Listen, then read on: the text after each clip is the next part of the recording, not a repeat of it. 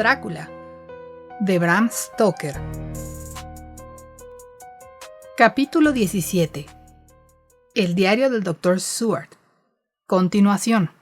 Cuando llegamos al Hotel Berkeley, Van Helsing encontró un telegrama que había llegado en su ausencia. Llegaré por tren. Jonathan MVP. Noticias importantes.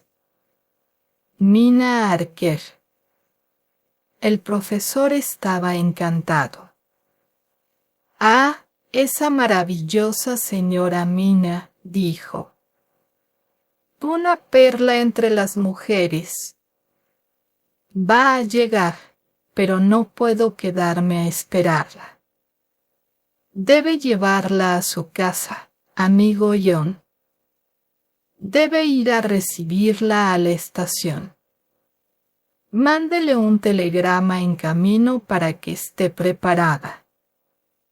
Cuando enviamos el telegrama, el profesor tomó una taza de té. A continuación, me habló de un diario de Jonathan Harker y me entregó una copia mecanografiada, así como el diario que escribió Mina Harker en MVP.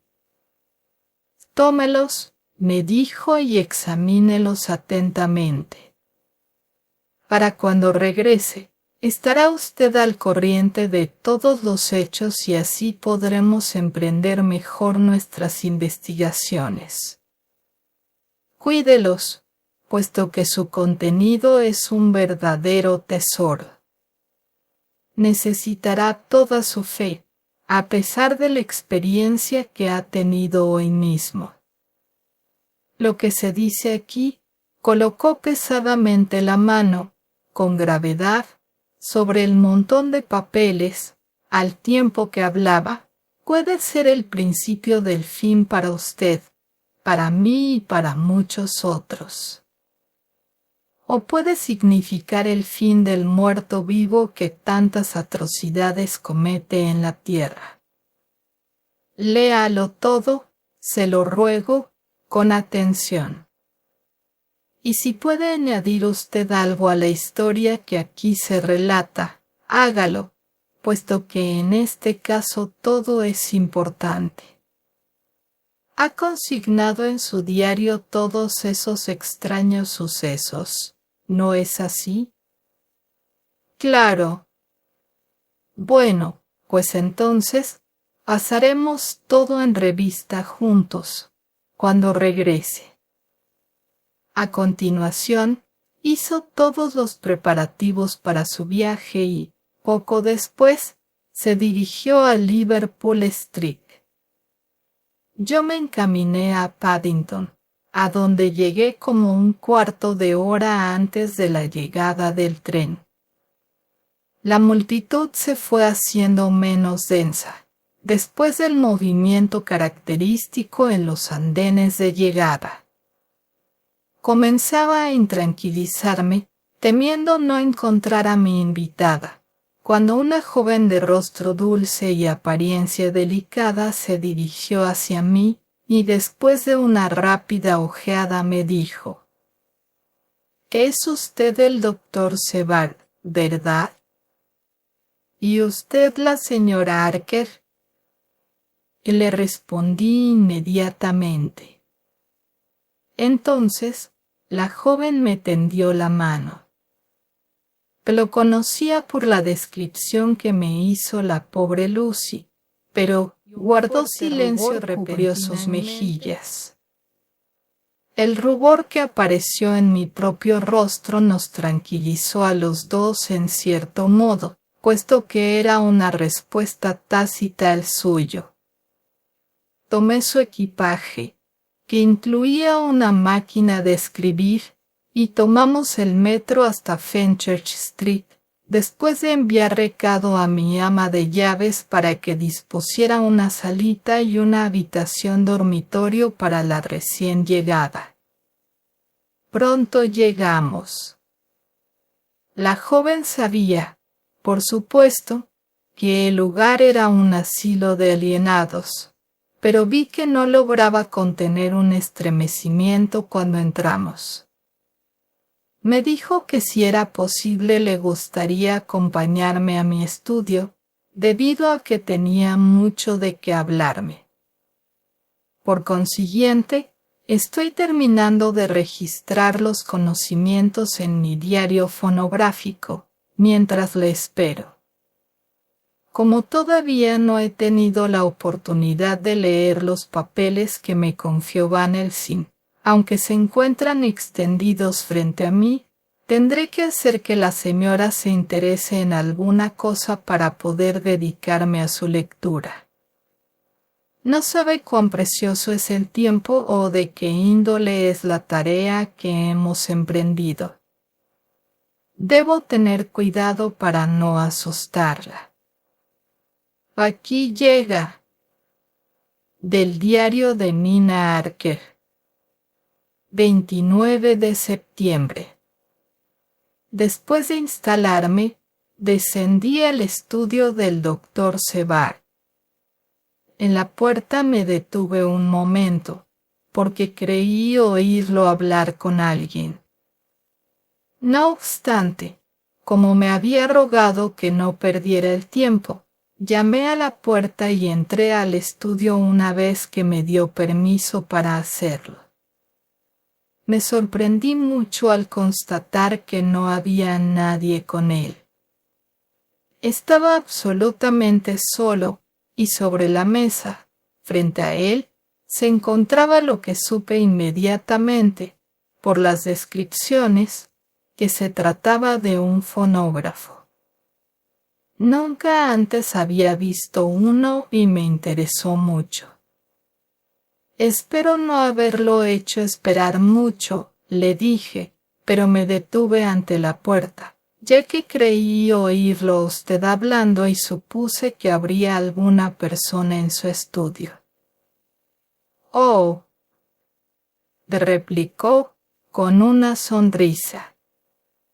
Solamente estaba registrando en mi diario los últimos acontecimientos. ¿Su diario? Le pregunté, muy sorprendida. Sí, respondió, lo registro en este aparato. Al tiempo que hablaba, colocó la mano sobre el fonógrafo. Me sentí muy excitada y exclamé: «Vaya, esto es todavía más rápido que la taquigrafía. ¿Me permite oír el aparato un poco?»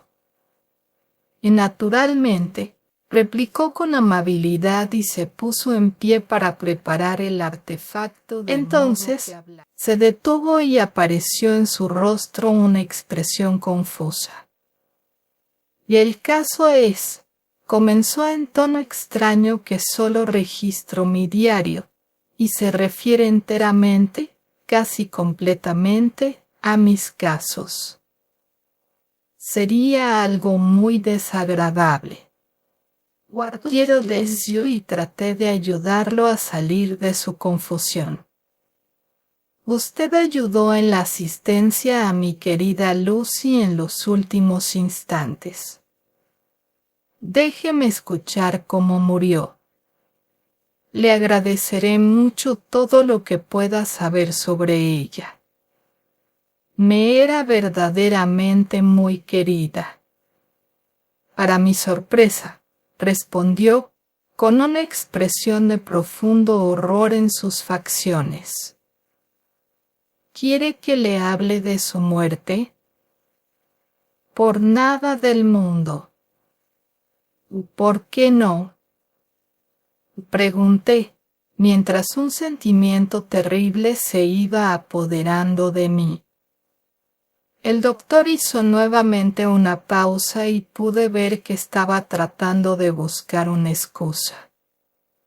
Finalmente, balbuceó: «¿Ve usted?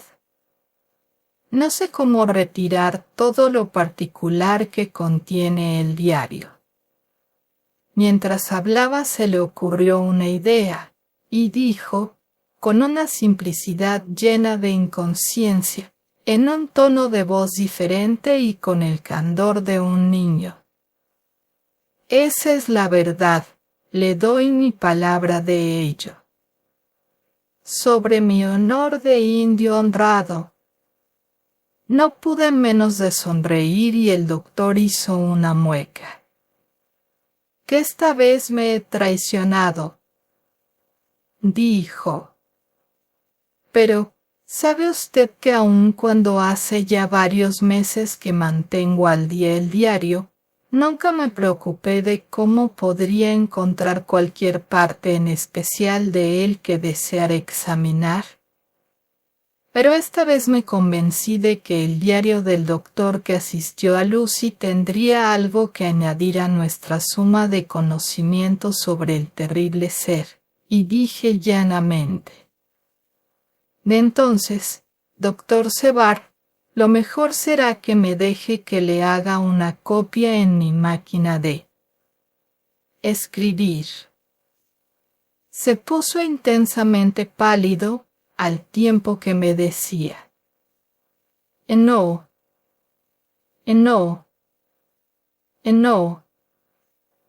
por nada en el mundo dejaré que usted conozca esa terrible historia. Por consiguiente, era terrible. Mi intuición no me había engañado. Por unos instantes estuve pensando, y mientras mis ojos examinaban cuidadosamente la habitación, buscando algo o alguna oportunidad que pudiera ayudarme, di un montón de papeles escritos a máquina sobre su mesa. Los ojos del doctor se fijaron en los míos, e involuntariamente siguió la dirección de mi mirada. Comprendió qué era lo que estaba pensando. Usted no me conoce, le dije. Cuando haya leído esos papeles, el diario de mi esposo y el mío propio, que yo misma copié en la máquina de escribir, me conocerá un poco mejor. No he dejado de expresar todos mis pensamientos y los sentimientos de mi corazón en ese diario, pero, naturalmente, usted no me conoce todavía, y no puedo esperar que confíe en mí para revelarme algo tan importante. Desde luego, es un hombre de naturaleza muy noble. Mi pobre Lucy tenía razón respecto a él. Se puso en pie y abrió un amplio cajón, en el que estaban guardados en orden varios cilindros metálicos huecos, cubiertos de cera oscura, y dijo: «Tiene usted razón. No confiaba en usted debido a que no la conocía. Pero ahora la conozco, y déjeme decirle que debí conocerla hace ya mucho tiempo. Ya sé que Lucy le habló a usted de mí, del mismo modo que me habló a mí de usted. ¿Me permite que haga el único ajuste que puedo? Tome los cilindros y óigalos. La primera media docena son personales y no la horrorizarán. Así podrá usted conocerme mejor. Para cuando termine de oírlos, la cena estará ya lista. Mientras tanto, debo leer parte de esos documentos, y así estaré en condiciones de comprender mejor ciertas cosas». Llevó él mismo el fonógrafo a mi salita y lo ajustó para que pudiera oírlo. Ahora voy a conocer algo agradable, estoy segura de ello, ya que me va a mostrar el otro lado de un verdadero amor del que solamente conozco una parte. Del diario del Dr. Sevar, 29 de septiembre. Estaba tan absorto en la lectura del diario de Jonathan Arker y en el de su esposa que dejé pasar el tiempo sin pensar. La señora Arker no había descendido todavía cuando la sirvienta anunció que la cena estaba servida. Es probable que esté cansada. Será mejor que retrasemos la cena 1 hora, le dije, y volví a enfrascarme en mi lectura. Acababa de terminar la lectura del diario de la señora Archer cuando ella entró al estudio. Se veía muy bonita y dulce, pero un poco triste, y sus ojos estaban un poco hinchados, signo inequívoco de que había estado llorando. Por alguna razón, eso me emocionó profundamente. Unos instantes antes había tenido yo mismo ganas de llorar, Dios lo sabe, pero el alivio que las lágrimas procuran me había sido negado, y entonces, el ver aquellos ojos de mirada dulce, que habían estado llenos, me impresionó. Por consiguiente, le dije con toda la amabilidad que pude: me temo que mi diario la ha desconsolado. Oh, no. No estoy desconsolada, replicó, pero me han emocionado más de lo que puedo decir sus lamentaciones. Es una máquina maravillosa, pero cruelmente verdadera. Me hizo escuchar, en el tono exacto, las angustias de su corazón. Era como un alma que se dirige a Dios Todopoderoso. Nadie debe volver a escribir nunca eso. He tratado de serle útil. He copiado sus palabras en mi máquina de escribir y nadie más necesita oír ahora los latidos de su corazón como lo he hecho yo. Nadie necesita saberlo nunca, ni lo sabrá, le dije, en tono muy bajo. Ella colocó su mano sobre las mías y me dijo con gravedad: deben conocerlo. Deben. ¿Por qué?, preguntó. Porque es una parte de la terrible historia, una parte de la muerte de la pobre y querida Lucy y de las causas que la provocaron, porque en la lucha que nos espera, para librar a la tierra de ese terrible monstruo, debemos adquirir todos los conocimientos y toda la ayuda que es posible obtener. Creo que los cilindros que me confió contienen más de lo que usted deseaba que yo conociera, pero he visto que en ese registro hay muchos indicios para la solución de este negro misterio. ¿No va a dejarme usted que le ayude? Conozco todo hasta cierto punto, y comprendo ya, aunque su diario me condujo solo hasta el 7 de septiembre, cómo estaba siendo acosada la pobre Lucy y cómo se iba desarrollando su terrible destino. Jonathan y yo hemos estado trabajando día y noche desde que el profesor Van Helsing estuvo con nosotros. Mi esposo ha ido a Whitby a conseguir más información y llegará aquí mañana para tratar de ayudarnos a todos. No debemos tener secretos entre nosotros. Trabajando juntos y con entera confianza podremos ser, con toda seguridad, más útiles y efectivos que si alguno de nosotros está sumido en la oscuridad. Me miró de modo tan suplicante, y al mismo tiempo manifestando tanto valor y resolución en su actitud, que cedí inmediatamente ante sus deseos. Haga usted lo que mejor le parezca con respecto a este asunto, le dije. Que Dios me perdone si hago mal. Hay aún cosas terribles que va a conocer, pero si ha recorrido ya tanto trecho en lo referente a la muerte de la pobre Lucy, no se contentará, lo sé, permaneciendo en la ignorancia. El fin mismo podrá darle a usted un poco de paz. Venga, la cena está servida. Debemos fortalecernos para soportar lo que nos espera. Tenemos ante nosotros una tarea cruel y peligrosa.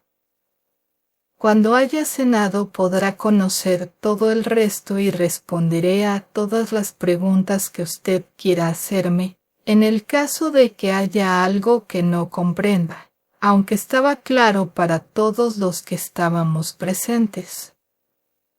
Del diario de Mina Archer, 29 de septiembre. Después de cenar, acompañé al doctor Sebard a su estudio. Llevó el fonógrafo de mi salita y yo tomé mi máquina de escribir. Hizo que me instalara en un asiento cómodo y colocó el fonógrafo de tal modo que pudiera manejarlo sin necesidad de levantarme, y me mostró cómo detenerlo en el caso de que deseara hacer una pausa. Entonces, muy preocupado, tomó asiento de espaldas a mí para que me sintiera con mayor libertad y comenzó a leer.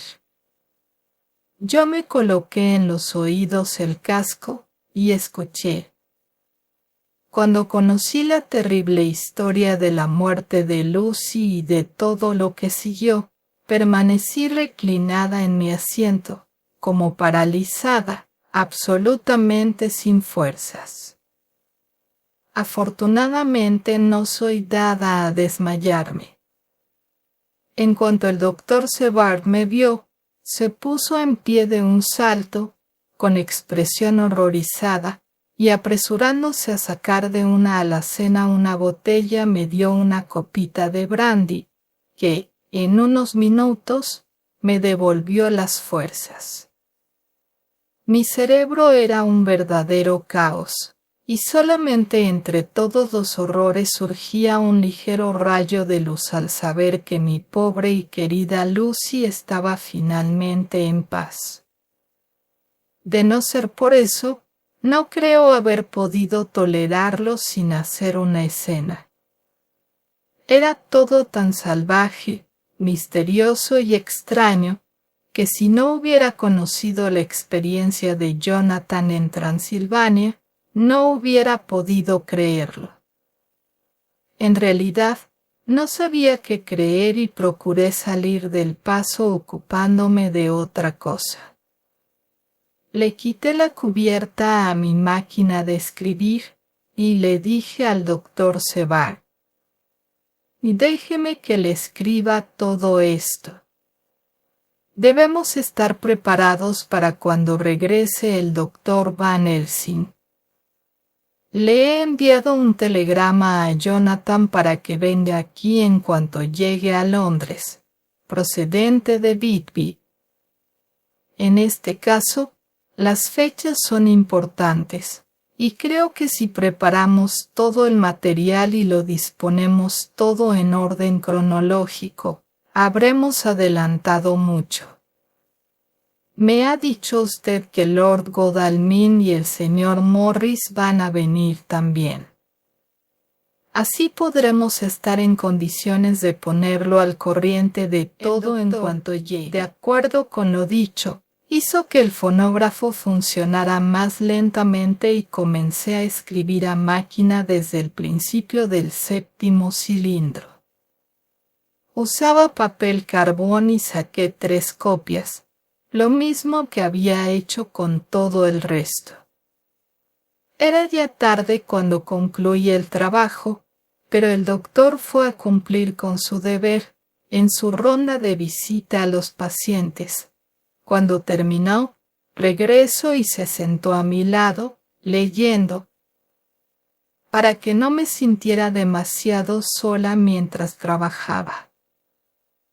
Qué bueno y comprensivo es. El mundo parece estar lleno de hombres buenos, Aun cuando haya también en oírme de él, recordé lo que Jonathan había escrito en su diario sobre la perturbación del profesor cuando leyó algo en un periódico de la tarde en la estación de Exeter. Así, al ver que el doctor Sevard guardaba clasificados sus periódicos, me llevé a la habitación, después de pedirle permiso para ello, los álbumes de The Westminster Gazette y de Pall Mall Gazette. Recordaba lo mucho que nos habían ayudado los periódicos de Daily Graph y de Whitby Gazette, de los que había guardado recortes, para comprender los terribles sucesos de Whitby cuando llegó el conde Drácula. Por consiguiente, tengo el propósito de examinar cuidadosamente, desde entonces, los periódicos de la tarde y quizá pueda así encontrar algún indicio. No tengo sueño y el trabajo servirá para tranquilizarme. Del diario del Dr. Sevard. 30 de septiembre. El señor Harker llegó a las 9 en punto. Había recibido el telegrama de su esposa poco antes de ponerse en camino. Tiene una inteligencia poco común, si es posible juzgar eso por sus facciones, y está lleno de energía. Si su diario es verdadero, y debe ser, a juzgar por las maravillosas experiencias que hemos tenido, es también un hombre enérgico y valiente. Su ida a la tumba por segunda vez era una obra maestra de valor. Después de leer su informe, estaba preparado a encontrarme con un buen espécimen de la raza humana, pero no con el caballero tranquilo y serio que llevó aquí hoy. Más tarde. Después del almuerzo, Harker y su esposa regresaron a sus habitaciones, y al pasar hace un rato junto a su puerta, oí el ruido que producía su máquina de escribir. Trabajan mucho. La señora Harker me dijo que estaban poniendo en orden cronológico todas las pruebas que poseían. Harker había recibido las cartas entre la consigna de las cajas en Whitby y los mozos de cuerda que se ocuparon de ellas en Londres. Ahora está leyendo la copia mecanografiada por su esposa de mi diario. ¿Qué conclusiones sacarán? Aquí está. Que es extraño que no se me ocurriera pensar que la casa vecina pudiera ser el escondrijo del conde. Sin embargo, Dios sabe que habíamos tenido suficientes indicios a causa del comportamiento del pobre Renfield. El montón de cartas relativas a la adquisición de la casa se encontraba con las copias mecanografiadas. Si lo hubiéramos sabido antes, hubiéramos podido salvarle la vida a la pobre Lucy. Oh, basta. Esos pensamientos conducen a la locura. Harker ha regresado a sus habitaciones y está otra vez poniendo en orden el material que posee. Dice que para la hora de la cena estarán en condiciones de presentar una narración que tenga una relación absoluta entre todos los hechos. Piensa que, mientras tanto, debo ir a ver a Renfield, puesto que hasta estos momentos ha sido una especie de guía sobre las entradas y salidas del conde. Me es difícil verlo todavía, pero cuando examine las fechas, supongo que veré claramente la relación existente. Qué bueno que la señora Harker mecanografió el contenido de mis cilindros. Nunca hubiéramos podido encontrar las fechas de otro modo. encontré a Renfield sentado plácidamente en su habitación y sonriendo como un bendito. En ese momento parecía tan cuerdo como cualquier otra persona de las que conozco. Me senté a su lado y hablé con él de infinidad de temas, que él desarrolló de una manera absolutamente natural. Entonces, por su propia voluntad, me habló de regresar a su casa, un tema que nunca había tocado, que yo sepa, durante su estancia en el asilo. En efecto, me habló confiado de que podría ser dado de alta inmediatamente. Creo que de no haber conversado antes con Archer y haber leído las cartas y las fechas de sus ataques, me hubiera sentido dispuesto a firmar su salida al cabo de un corto tiempo de observación. Tal y como están las cosas, sospecho de todo. Todos esos ataques estaban ligados en cierto modo a la presencia del conde en las cercanías. ¿Qué significaba entonces aquella satisfacción absoluta? ¿Quiere decir que sus instintos están satisfechos a causa del convencimiento del triunfo final del vampiro? Es el mismo zoófago y en sus terribles furias, al exterior de la puerta de la capilla de la casa, habla siempre del amo. Todo esto parece ser una confirmación de nuestra idea. Sin embargo, al cabo de un momento, lo dejé. Mi amigo estaba en esos instantes demasiado cuerdo para poder ponerlo a prueba seriamente. Puede comenzar a reflexionar, entonces. Por consiguiente, me alejé de él. Desconfío de esos momentos de calma que tiene a veces, y le he dado al enfermero la orden de que lo vigile estrechamente y que tenga lista una camisa de fuerza para utilizarla en caso de anestesia. Jonathan Harker. 29 de septiembre, en el tren hacia Londres. Cuando recibí el amable mensaje del señor Billington, en el que me decía que estaba dispuesto a facilitarme todos los informes que obraban en su poder, creí conveniente ir directamente a Whitby y llevar a cabo, en el lugar mismo, todas las investigaciones que deseaba. Mi objeto era el de seguir el horrible cargamento del conde hasta su casa de Londres. Más tarde podríamos ocuparnos de ello.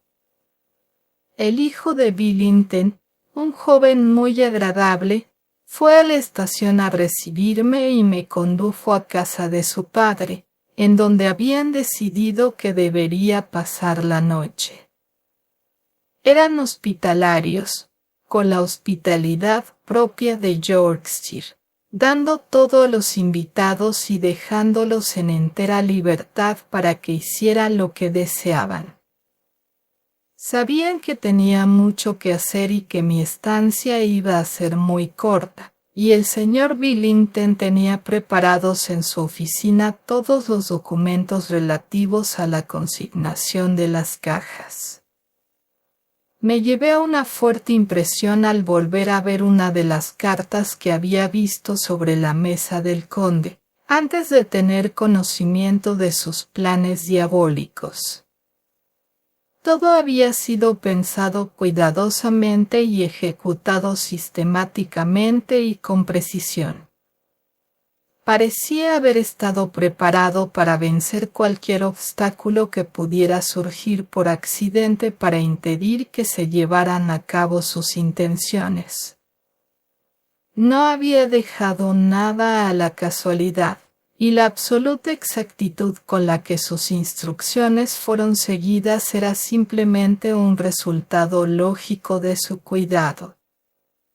Vi la factura y tomé nota de ella. 50 cajas de tierra común para fines experimentales. También la copia de la carta dirigida a Carter Patterson y su respuesta. Saqué copias de las dos. Esa era toda la información que podía facilitarme el señor Billington, de modo que me dirigí al puerto a ver a los guardacostas, a los oficiales de la aduana y al comandante de puerto. Todos ellos tenían algo que decir sobre la entrada extraña del barco, que ya comenzaba a tener su lugar en las tradiciones locales, pero no pudieron añadir nada a la simple descripción 50 cajas de tierra común. A continuación fui a ver al jefe de estación, que me puso amablemente en contacto con los hombres que habían recibido en realidad las cajas. Su descripción coincidía con las listas y no tuvieron nada que añadir, extraordinariamente pesadas y que su embarque había sido un trabajo muy duro. Uno de ellos dijo que era una pena que no hubiera habido algún caballero presente como usted, señor, para recompensar en cierto modo sus esfuerzos, con una propina en metálico. Otro expresó lo mismo, diciendo que el esfuerzo hecho les había producido una sed tan grande que todavía no habían logrado calmarla del todo. No es necesario añadir que, antes de dejarlos, me encargué de que no volvieran a tener que hacer ningún reproche al respecto. 30 de septiembre. El jefe de estación tuvo la amabilidad de darme unas líneas escritas para su colega de King's Cross, de manera que cuando llegué allá por la mañana, pude hacerle preguntas sobre la llegada de las cajas. Él también me puso inmediatamente en contacto con los empleados apropiados y vi que sus explicaciones coincidían con la factura original. Las oportunidades de tener una seda normal habían sido pocas en este último caso. Sin embargo, habían sido aprovechadas generosamente y me vi obligado a ocuparme del resultado de un modo ex post facto. De allí me dirigí a las oficinas centrales de Carter Patterson, donde fui recibido con la mayor cortesía. Examinaron la transacción en su diario y sus archivos de correspondencia y telefonearon inmediatamente a su oficina de King's Cross para obtener más detalles. Afortunadamente, los hombres que se encargaron del acarreo estaban esperando trabajo y el funcionario los envió inmediatamente, mandando asimismo con uno de ellos el certificado de tránsito y todos los documentos relativos a la entrega de las cajas en Carfax. Nuevamente, descubrí que el duplicado correspondía exactamente. Los portadores estaban en condiciones de complementar la parquedad de los documentos con unos cuantos detalles. Pronto supe que esos detalles estaban relacionados con lo sucio del trabajo y con la terrible sed que les produjo a los trabajadores. Al ofrecerles la oportunidad, más tarde, para que la calmaran, uno de los hombres hizo notar: «Y esa casa, señor, es la más abandonada que he visto en toda mi vida». ¡Caramba! Parece que hace ya un siglo que nadie la ha tocado. Había una capa tan gruesa de polvo que hubiéramos podido dormir en el suelo sin lastimarnos los riñones, y tan en desorden que parecía el antiguo templo de Jerusalén. Pero la vieja capilla fue el colmo de todo. Mis compañeros y yo pensamos que nunca saldríamos de esa casa bastante pronto. Cielo santo, por nada del mundo me quedaría allí un solo instante después de anochecer en creerle. pero, si hubiera sabido lo que yo, es seguro que habría empleado palabras más duras. Hay algo de lo que estoy satisfecho, sin embargo, que todas las cajas que llegaron a Whitby de Varna, en el Demetrio, estaban depositadas en la vieja capilla de Carfax. Debía haber allí 50, a menos que hubieran retirado ya alguna, como lo temía, basándome en el diario del Dr. Sevard. Tengo que tratar de entrevistarme con el portador que se llevaba las cajas de Carfax cuando Renfield los atacó. Siguiendo esa pista, es posible que lleguemos a saber muchas cosas importantes. Más tarde. Mina y yo hemos trabajado durante todo el día y hemos puesto en orden todos los papeles. Del diario de Mina Archer. 30 de septiembre. Estoy tan contenta que me es difícil contenerme. Supongo que se trata de la reacción natural después del horrible temor que tenía, de que ese terrible asunto y la reapertura de sus antiguas heridas podrían actuar en detrimento de Jonathan. Lo vi salir hacia Whitby con un rostro tan animado como era posible, pero me sentía enferma de aprensión. Sin embargo, el esfuerzo le había sentado bien. Nunca había estado tan resuelto, fuerte y con tanta energía volcánica como ahora.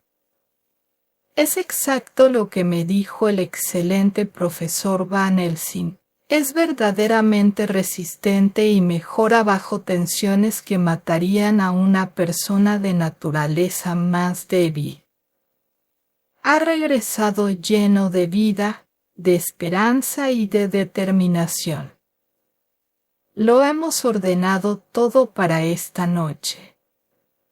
Me siento muy emocionada. Supongo que es preciso tener lástima de alguien que es tan perseguido como el conde. Solamente que esa cosa no es humana. No es ni siquiera una bestia. Leer el relato del Dr. Sevard sobre la muerte de la pobre Lucy y todo lo que siguió es suficiente para ahogar todos los sentimientos de conmiseración. Más tarde. Lord Godalming y el señor Morris llegaron más temprano de lo que los esperábamos. El doctor Sevard había salido a arreglar unos asuntos y se había hecho acompañar por Jonathan. Por consiguiente, tuve que recibirlos yo. Fue para mí algo muy desagradable, debido a que me recordó todas las esperanzas de la pobre Lucy, de hacía solamente unos meses.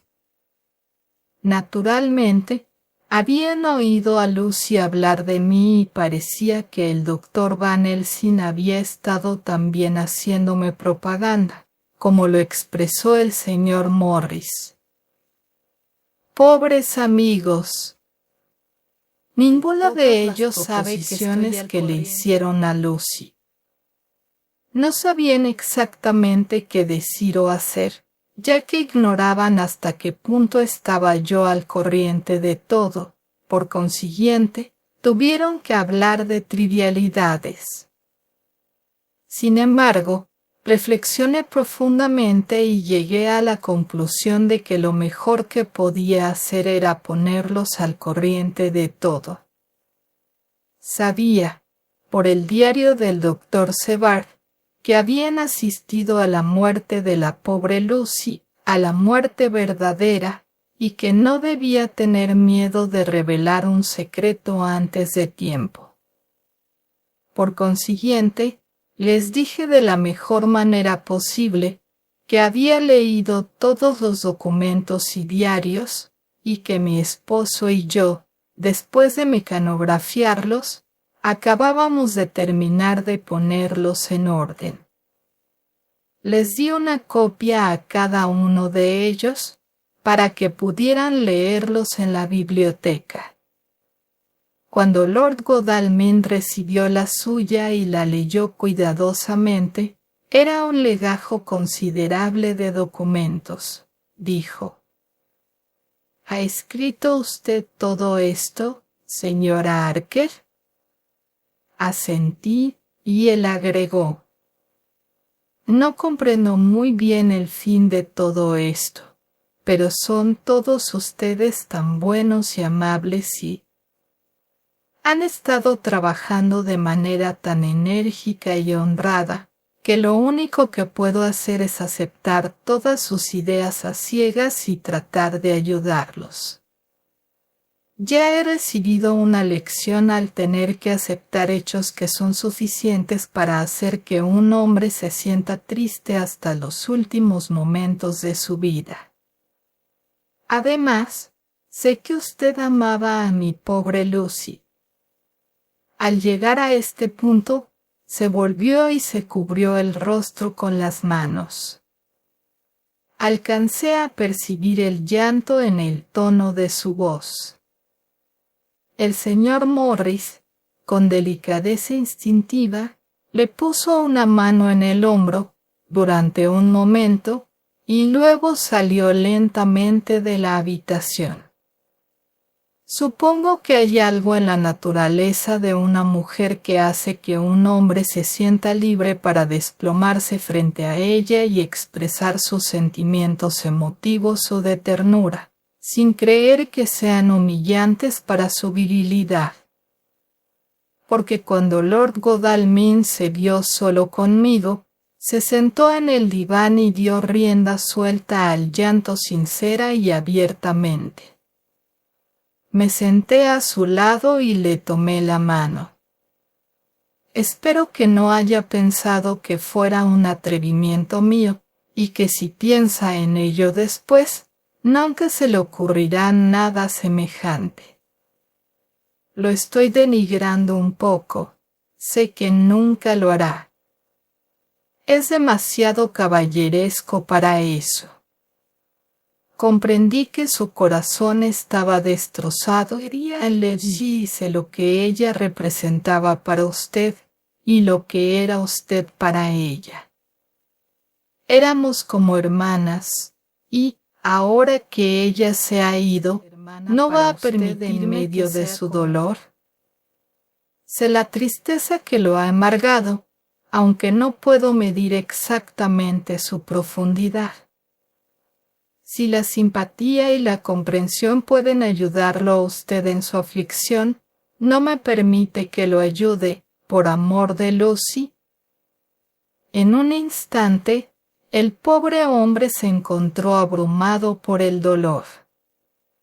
Me pareció que todo lo que había tenido que sufrir en silencio hasta entonces brotaba de golpe. Se puso fuera de sí. Levantando las manos abiertas, hizo chocar las palmas, expresando la magnitud de su dolor. Se puso en pie y, un instante después, volvió a tomar asiento y las lágrimas no cesaban de correrle por las mejillas. Sentí una enorme lástima por él y, sin pensarlo, abrí los brazos. Con un sollozo, apoyó su cabeza en mi hombro y lloró como un niño cansado, al tiempo que temblaba de emoción. Nosotras, las mujeres, tenemos algo de madres que nos hace elevarnos sobre las cosas menos importantes cuando se invoca la maternidad.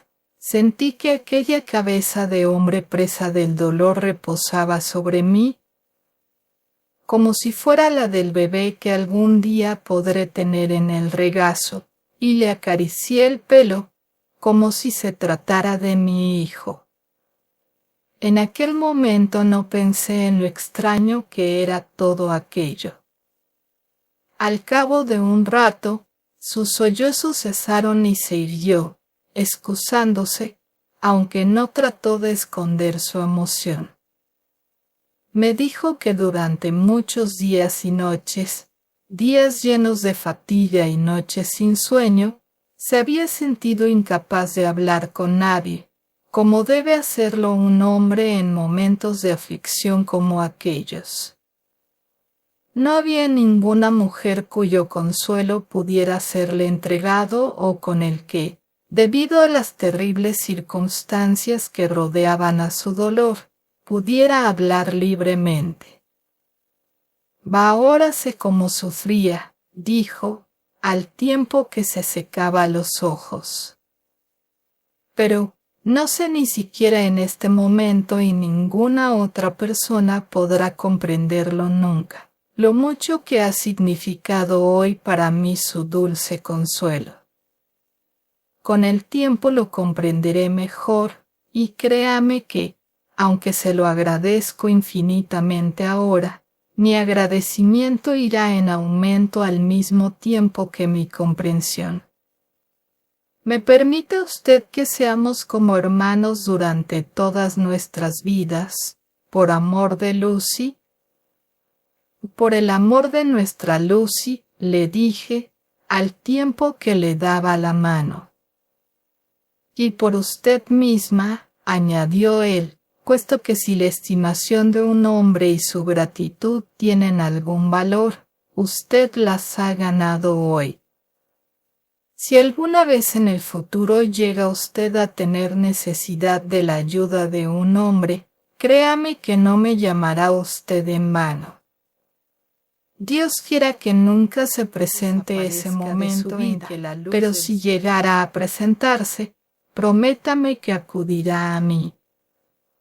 Era tan sincero y su dolor había sido tan profundo, que comprendí que sería un consuelo para él y le dije, se lo prometo. Cuando salí al pasillo vi al señor Morris, que estaba mirando al exterior por una de las ventanas. Se volvió al oír el ruido de mis pasos. ¿Cómo está?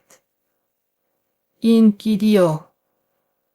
Luego, viendo mis ojos enrojecidos, siguió diciendo, «Ah, ya veo que lo ha estado usted consolando.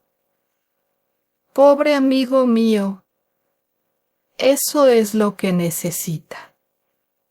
Nadie que no sea una mujer puede consolar a un hombre cuando tiene el corazón destrozado, y él no tiene ninguna».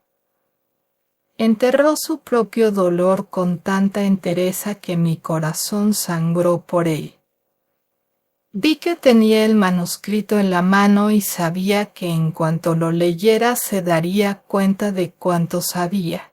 Por consiguiente, le dije, desearía poder consolar a todos los que sufren profundamente.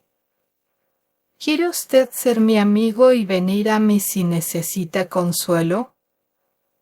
Más tarde comprenderá usted de qué le estoy hablando. Dio que se lo decía con sinceridad y, haciéndome una reverencia, me tomó la mano, se la llevó a los labios y la besó. Parecía ser un consuelo demasiado pobre para un alma tan valerosa y desinteresada. Entonces, impulsivamente, me incliné y lo besé. Sus ojos se le llenaron de lágrimas y se le hizo un nudo en la garganta. Luego dijo en tono tranquilo, «Pequeña, nunca olvidará usted esa bondad sincera en toda su vida».